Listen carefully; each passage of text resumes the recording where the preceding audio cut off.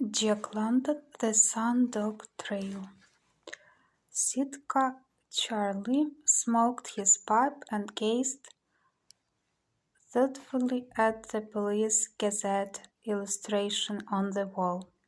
For half an hour he had been steadily regarding it, and for half an hour I had been slyly watching him. Something was going on in that mind of his, and whatever it was, I knew it was well worth knowing. He had lived life and seen things and performed that prodigy of prodigies, namely the turning of his back upon his own people, and in so far as it was possible for an Indian, becoming a white man even in his mental process. As he phrased it himself, he had come into the warm, sat among us by our fires, and become one of us. He had never learned to read nor write, but his vocabulary was remarkable, and more remarkable still was the completeness with which he had assumed the white man's point of view, the white man's attitude toward things. We had struck this deserted cabin after a hard day on trail.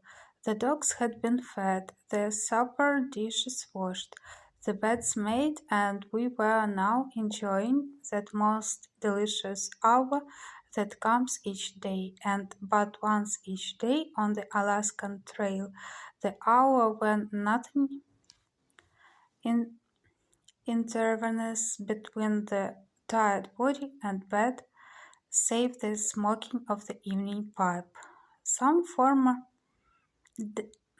denizen of the cabin had decorated its walls with illustrations torn from magazines and newspapers, and it was these illustrations that had held Sitka Charlie's attention from the moment of our arrival 2 hours before. He had studied them intently, ringing from one to another and back again, and I could see that there was uncertainty in his mind and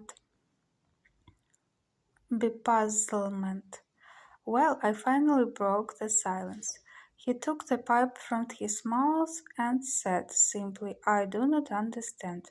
He smoked on again and again, removed the pipe, using it to point at the Police Gazette illustration. "That picture, what does it mean? I don't understand."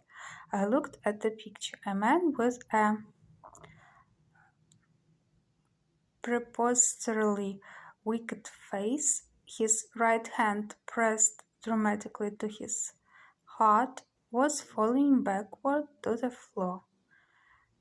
Comforting him with a face that was a composite of Destroying Angel and Adonis was a man holding a smoking revolver. "One man is killing the other man," I said, aware of a distinct bepuzzlement of my own and of failure to explain. "Why?" asked Sitka Charlie. "I do not know," I confessed. "That picture is all end," he said. "It has no beginning." "It is life," I said. "Life has beginning," he objected.